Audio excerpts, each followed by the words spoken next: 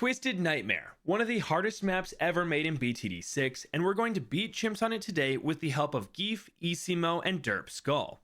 The beginning started with near pixel perfect placement and a bit of micro.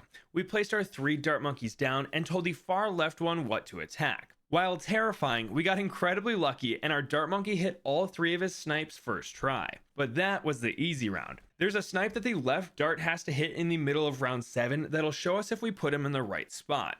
We left him on last until he hit the first green balloon, switched him to strong, and after 3 attacks we purchased quick shots. This not only let him handle his 2 tracks, but also land a snipe on a green balloon in the bottom middle of the screen that would have leaked otherwise. Round 8 was free with the addition of another dart monkey on the right side, and for round 9 we added a dart monkey on the far left and upgraded the bottom middle one to a 001 the moment we had enough money. What's funny is we're heading into round 10 and all we have are 5 dart monkeys and nothing else. And we're not ending that trend here, as in the middle of popping these blue balloons, we put another dart in the bottom right and gave him long range as well. Rounds 11 through 13 were free, which let us save up for a mid-round 14 Geraldo. We set up his tight placement by holding a druid where we wanted to place him and then pressing Geraldo's hotkey once we had enough money. This let us line him up perfectly and get him down as early as possible. From here, we just had to place 2 different spike piles with very tight windows. Luckily, Ninja Kiwi just added advanced hotkeys, so we set up my pile of nails shortcut, and this allowed me to place them much faster. Round 14 is nothing compared to 15 though in terms of difficulty, so here we had to place down 3 more piles of nails to get by. With this, we were able to afford yet another dart monkey to clear the left side, and then another pile of nails on the bottom track to help pop the last yellow balloon. 17 just gave us some money as we didn't need anything new to beat it, but 18 is where things got spicy again. We got yet another dart monkey on the left side with plans of turning this guy into a robo monkey in the future. What's crazy is that we're 23 minutes into the run, heading into round 18, and only have Geraldo and 8 dart monkeys. By far the weirdest start I've ever had, but we're finally going to get some diversity in here. In the middle of the round, we got one of Geraldo's shooty turrets on the right side and cleaned up 2 red balloons with another pile of spikes. And for round 19, we put down 2 more spike piles on the bottom track. I was scared to spam these, but if we're leaking with almost no money in the bank, there's not much else we can do. This was enough to beat round 20 as well, but 21 is where we finally got to use some bottles of glue. We put one down on 2 different intersections, a shooty turret in the bottom right, and 2 piles of spikes, 1 on each of the top exits. And here is where I learned something about hard challenges like this. There's no downside to just sending the next round unless you have a bunny or carpet of spikes, because when you reload, the leftover spikes that you had on the first attempt will disappear.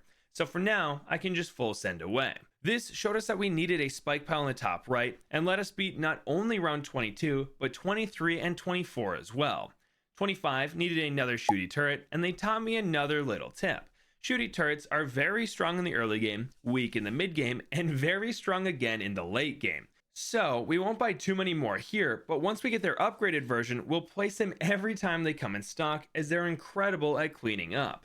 At this point, we had a few things to save up for. We needed 2 different FMJ snipers so we could take out the leads on 28, and we were trying to get to a Worn Heroes cape as fast as possible. The earlier we get this cheap super monkey, the easier the run will be, so even though we had $1,000 to beat round 26, we just used 3 spike piles to squeak by.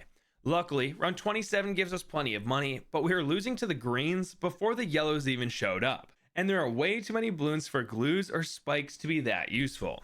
At this point in the game, spikes are a good option if we're only leaking a balloon or 2, and glue is great for rounds where fast balloons are blowing right past us. But neither of those are the case here. We just needed more popping power on top of having 2 snipers ready for the lead balloons next round. With that in mind, we got down an FMJ sniper on the left side, a base sniper on the right, and hit play. Once the green balloons started coming, we put a glue in the bottom middle intersection and our final spike pile in stock on the top left exit. This barely got us through the round and gave us enough money to make our second sniper a 100, making rounds 28 through 30 free as the snipers brought the leads all the way down to greens. 31 though, that took 2 glues and 2 spike piles, and even that took a few tries. Now, we're getting super close to affording that cape, so spending as little money as possible was the goal. And round 32 only took 1 pile of nails to beat, giving us enough money. Round 33 is a weird one though. Bloons wise, it's very easy, but they're all camouflaged and we have no camo detection. So we delayed the cape one more round, put a camo pot on Jerry as it gives all his turrets camo detection too, and then we got a turret on the left side to handle the camos over there. This was incredibly close, as 2 different times the shooty turret clutched up and barely popped a balloon before it got away. But this let us make a super monkey in the bottom right, which beat round 34. 35 kept leaking though, even with our newly made super monkey. But that's when I learned to basically always keep your super monkeys pickled. This will double their damage with a slight hit to their attack speed, but that's a trade-off we'll make almost every time. And with this extra damage on the right side and a glue and spike pile on the left, we managed to pop everything. This let us get a second Worn Heroes cape, giving us a super monkey on the left side of the map. We glued the bottom track, and once we had the money, we gave the new super pickles and placed a couple spikes on the top right exit. This brings us to round 37 though, which took tons of attempts. What we finally settled on was a glue and creepy idol on the right side, camo detection on the left side sniper, and 1 spike pile on the bottom track. Round 38, we picked up super range and then RNG grinded a creepy idol until we got the knockback and shooty turret snipes we needed to beat the round. Luckily, round 39 was free as we just hit play and popped everything, but this brings us to the round 40 Moab. Here, we used another cape, pickled both super monkeys on the right side, and used Geraldo's blade trap to beat the round. It made me a bit sad seeing the $700 go down the drain on this one-use item, but it was worth it to beat the first Moab of the run. 1.5 hours into the map, we finally beat round 40. Round 41 didn't need anything else to win, but 42 took a few items. We needed to glue the left side, put spikes in the top right, and camo pot the bottom right super monkey. This was able to squeak by and left us with more than enough money to upgrade the left super to a 0-1-0 super range, give him pickles, and feed a super monkey on the right a spicy potion. This barely beat round 43, crushed round 44, and let us save up enough money to pick up knockback on our rightmost super.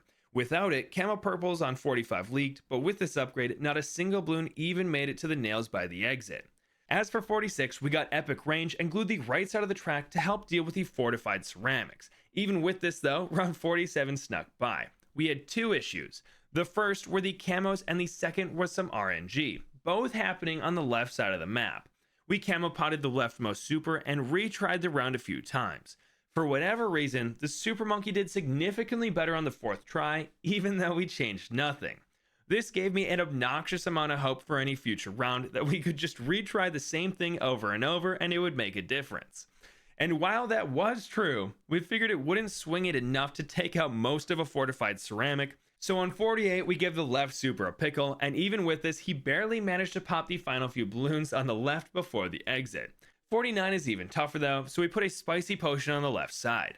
This took out everything on this side and let us afford a robo monkey on the right by the end of the round and knockback on the left side in the middle of round 50, just in time for the 2 Moabs.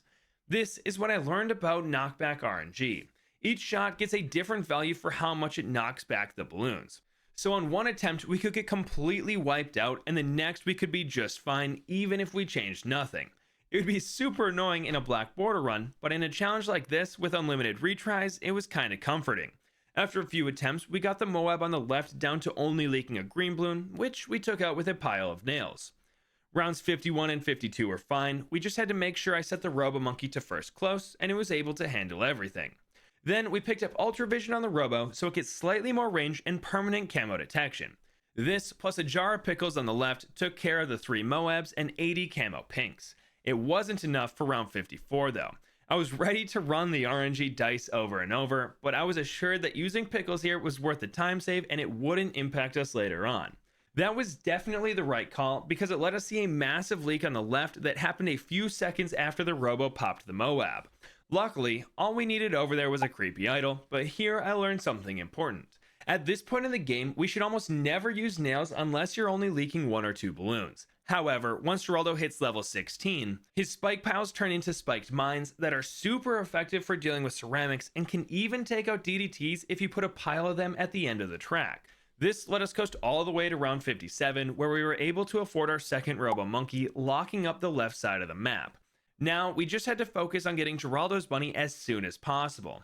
This is limited by his restock timing though, not by how much money we have, so we can still spend a bit on items to get by. Round 59 took 2 spicy potions and a camo pot to pop the camo leads, but round 60 was pretty cool. We tried a combination of 2 pickles, sharpening stone, a glue, totem, and eventually spikes, But after several attempts, we gave up and just used a blade trap. Not ideal as it's a one-time use, but it was definitely the easiest way to win. Just place it down once the Moabs were hurt a bit and we were off to round 61. This was basically just free money as 61 was a walk in the park, but the fortified Moabs on 62 posed a problem. We didn't even pop the outer layer of one the first time we attempted the round. That's nothing 2 pickles, spicy potion positioning, and a ton of knockback RNG can't fix. After several attempts, we lucked out and somehow popped all the fortified ceramic inside the Moab with the Robo's crit, and 62 was a thing of the past. Now, onto the dreaded round 63. We tried to get away with just a glue or two, but after a few attempts of the Bloons just blowing through our defenses, we put a third one down. This not only let us beat the round, but also allowed us to get our 3rd and 4th bunny, making Geraldo's Killer Rabbit one of the best towers in the game for its low price. The only problem is that it's not consistent, especially on a map like this. Some attempts it'll carry you to victory, and others it'll drop the ball. It just depends on where it jumps and when it hits. If it hits the ceramics inside a Moab, it can take them all out, but if the ceramics and rainbows get split into smaller Bloons first, the rabbits pierce caps and it won't be able to take out all the Bloons in one attack. So we added even more RNG in this run. This somewhat showed itself on round 65 as the bunny kept attacking the top left of the map, leaving the rest of the tracks for our monkeys to deal with, which kept causing us to leak.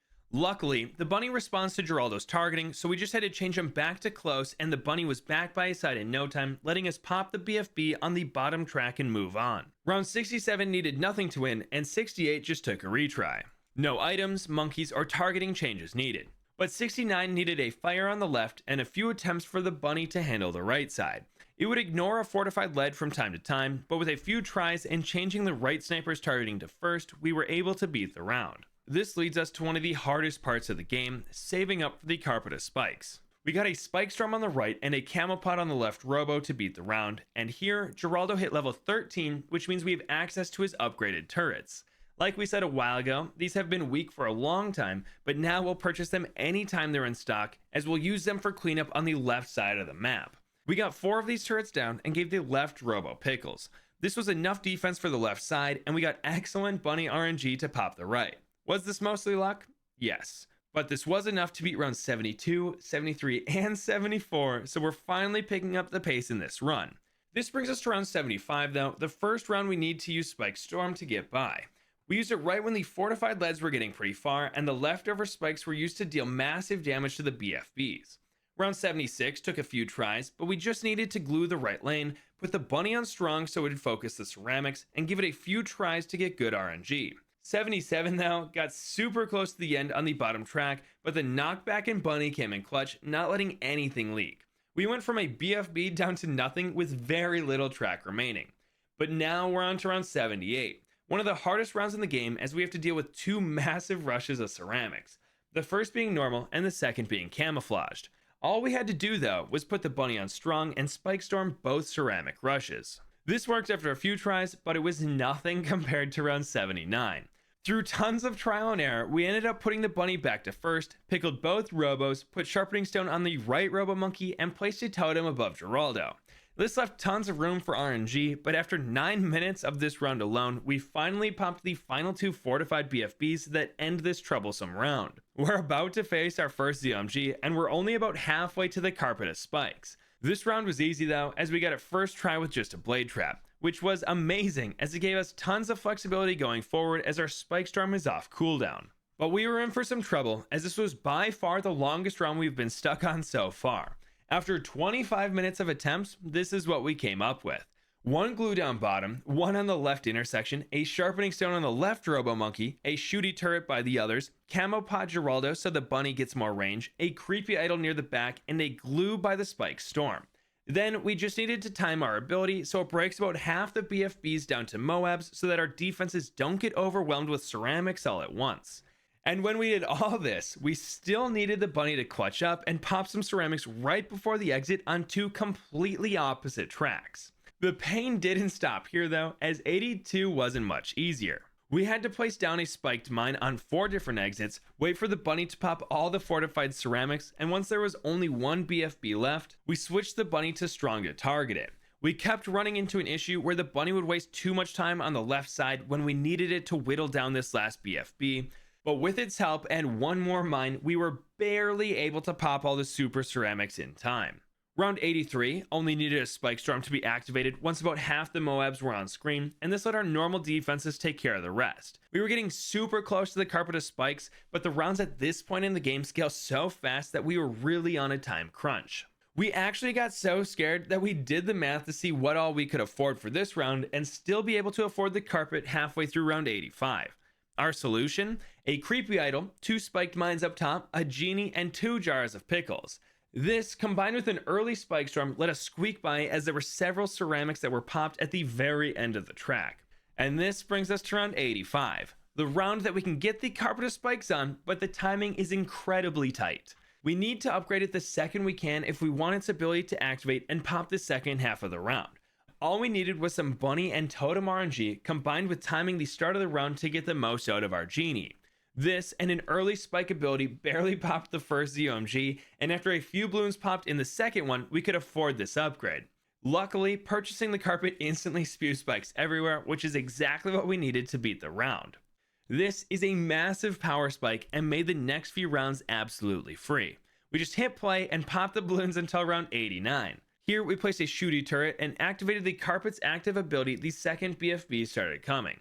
This won, but the carpet's passive storm spewed at the very end of the round, which is terrible as they'll last through round 90, but if we lose and have to retry, they won't load back in. So we had to beat round 90 first try. The pressure was on. Luckily, this is one of the easiest rounds in the game, and the DDTs were basically popped at the start of the track. This round was so fast that the carpet's passive didn't pop until the start of 91. Then we just had to use its active ability and have the bunny save us from the bottom path leaks. Not only did we beat the round, it gave us the epic bunny bug where it teleports around the map. Unfortunately, we did not first try round 92, so we had to try again without the leftover spikes. Kind of brutal, but at least the bunny bugs out even after we load back in. To get past this round, we got a 202 village by Geraldo in the carpet, upgraded our base super to a 020, pickled both robos, sharpened all 3 supers, used a creepy idol, glued the bottom track, and placed a shooty turret on the left. An absolute ton of items and upgrades, but this was able to survive long enough for the carpet to pop its passive twice, let us afford the robo monkey upgrade mid-round, and use the carpet's active ability. And just like that, we were under on 93. All we did was change the targeting of the new robo to close first, and the carpet took care of the rest. It was nice as its passive popped almost instantly, which took care of the DDTs and several outer layers of BFBs. 94 is where things start ramping up though. Here we put a genie under the village, a creepy idol on the right side, camo potted 2 robo monkeys, and glued the ZOMGs as they came in on the right side. This did work, and we only had to blade trap the Moabs on the bottom track. Maybe not necessary, but we didn't want to have to retry this round without the leftover carpet spikes, so it was worth the $700. On to the dreaded round 95. Geraldo is about to get his refresh, so we drained his shop. We got our second genie and put pickles on the carpet. This trades Moab damage for ceramic cleanup, and from rounds 95 to 99, it'll do slightly more damage this way. After that, we put Jerry's fire on all our supers, placed down a glue, and loaded the exits with spiked mines. And just like that, we popped all the DDTs and moved on to round 96 with a full shop. Going into this round, we upgraded our third Robo Monkey to a 230, placed 4 shooty turrets, camo potted Jerry and the super, pickled the Plasma Robo, put an idol by the carpet, and got 3 Jerry's fires. This let us first try rounds 96 and 97 with the carpet's ability almost off cooldown. And now for the hardest round in the game. We failed several times, changing the strat a bit each time, but we finally came up with this solution. Jerry's fire the village, place our second creepy idol, pickle 2 robos and a shooty turret, place 2 genies, and get a Moab press boomerang. Then, once we hit play, we manually glued each ZOMG that comes on the right side of the map, and once the ZOMGs and BFBs really start popping, we blade trapped them to take care of the insides, one on the left side and one on the bottom intersection. This managed to take down this monster of a round and set us up for success for 99. With 2 genies and leftover spikes, the fortified DDTs didn't stand a chance. And just like that, we were on to the last round of the game. We placed all 10 mines at the end of track 1, put a creepy idol by the Moab press, a spicy potion on the carpet, and pickles on a turret. We hit play, waited for the bad to hit the intersection, and then spike stormed 3 times as we bought 2 rejuvenation potions. This brought it down to just ZOMGs, and once they split into BFBs, we used our final blade trap to pop everything. But that's how we beat Twisted Nightmare on chimps. If you want to join the Mapless Discord server and either make or complete difficult maps like this one, the link is in the description below.